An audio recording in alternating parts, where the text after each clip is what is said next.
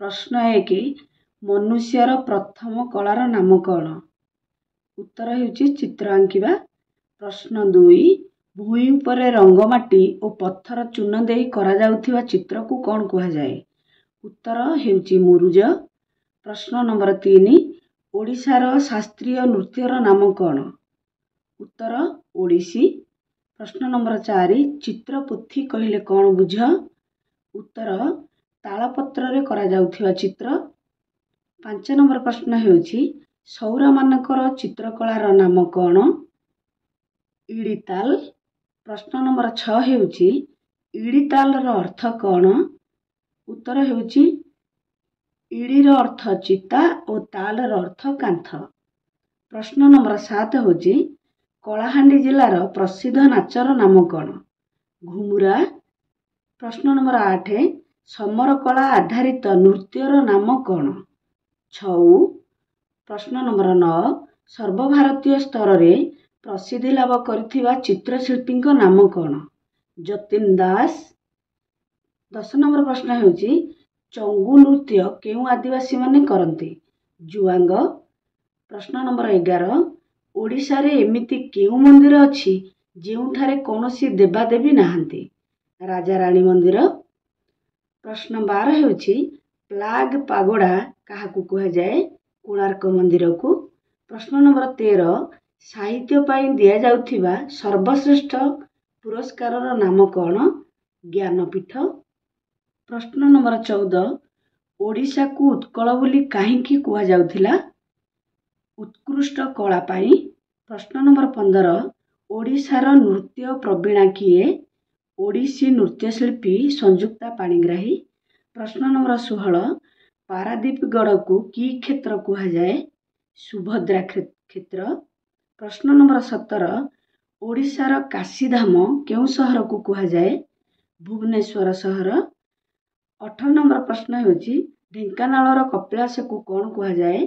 ओडिशार कैलाश। प्रश्न नंबर 19 जोरंदा केउ धर्मर प्रसिद्ध स्थान अटे? महिमा अलेख।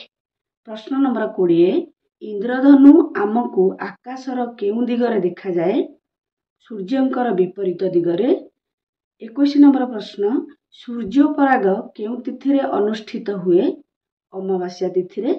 प्रश्न नंबर 22 रसुण को सबुदिने खाद्य संगरे खाइले केउ रोग दूर हुए?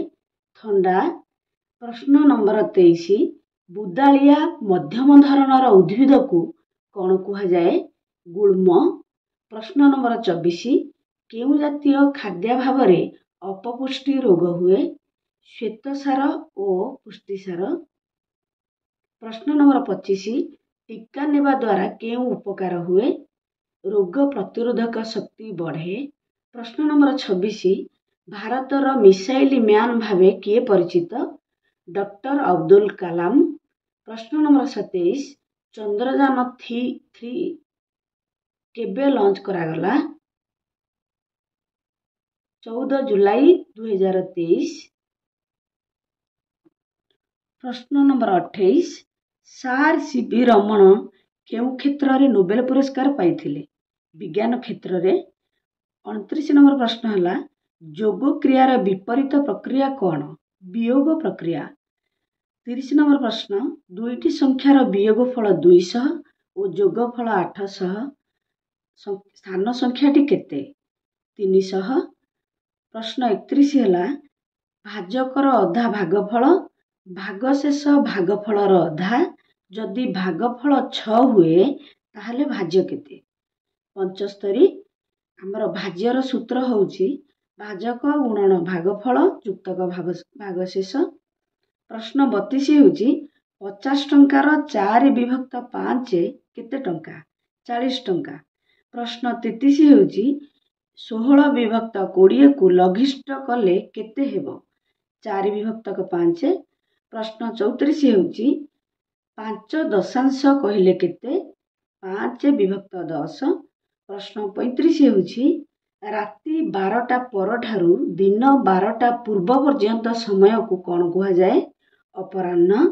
प्रश्न 36 होउची 1000 टंका बदल रे केतोटी 20 टंकिया नोट मिलिबो? 50टी। प्रश्न 37 ହେଲା ଦତ୍ତଚିତ୍ରରେ କେତୋଟି କୋଣ ଅଛି? 16ଟି।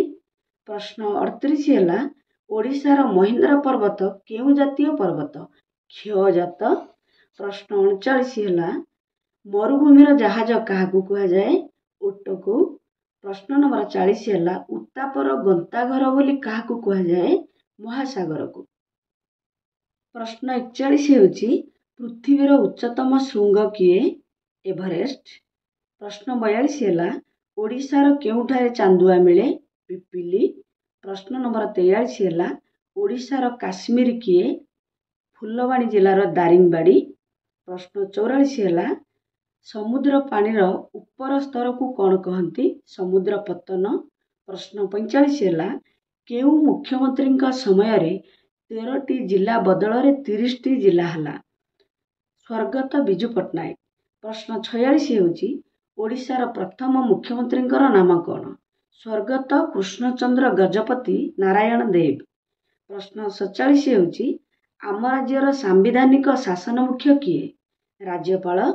ପ୍ରଶ୍ନ ନମ୍ବର 48 ତୁମକୁ କେତେ ବର୍ଷ ହେଲେ ତୁମେ ବିଧାନସଭା ବା ଲୋକସଭା ପାଇଁ ପ୍ରାର୍ଥୀ ହୋଇପାରିବ?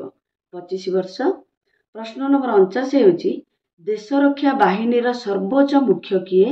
ପ୍ରଧାନମନ୍ତ୍ରୀ। ପ୍ରଶ୍ନ ନମ୍ବର 50 ଆମ ଦେଶର ପ୍ରଥମ ରାଷ୍ଟ୍ରପତି କିଏ? ଡକ୍ଟର ରାଜେନ୍ଦ୍ର ପ୍ରସାଦ। ପ୍ରଶ୍ନ ନମ୍ବର 51 ଓଡ଼ିଶାର ବ୍ଲକ ସଂଖ୍ୟା କେତେ? 314ଟି।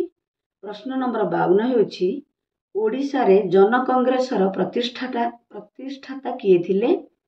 ଡକ୍ଟର ହରେକୃଷ୍ଣ ମହତାବ।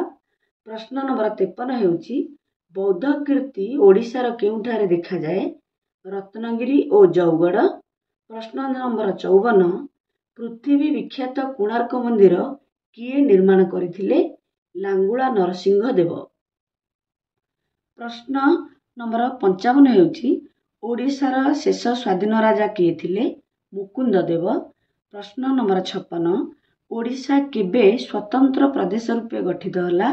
1936 ମସିହା ଏପ୍ରିଲ 1 ତାରିଖ। ପ୍ରଶ୍ନ ନମ୍ବର 57 ଉତ୍କଳ ସମ୍ମିଳନୀ କେଉଁ ମସିହାରେ ବସିଥିଲା? 1903 ମସିହା। ପ୍ରଶ୍ନ ନମ୍ବର 58 ସ୍ୱାଧୀନତା ପାଇଁ ଓଡ଼ିଶାରେ ଅହିଂସା ଆନ୍ଦୋଳନର ନେତୃତ୍ୱ କିଏ ନେଇଥିଲେ? ଗୋପବନ୍ଧୁ। ପ୍ରଶ୍ନ ନମ୍ବର 59 ନେତାଜୀ ଆଜାଦ ହିନ୍ଦ ଫୌଜ କେବେ ଗଠନ କରିଥିଲେ? 1943 ମସିହା। ପ୍ରଶ୍ନ ନମ୍ବର 60 ବା ଶେଷ ପ୍ରଶ୍ନ ହେଉଛି ଭାରତ କେବେ ସ୍ୱାଧୀନତା ପାଇଲା? 1947 ମସିହା ଅଗଷ୍ଟ 15 ତାରିଖ।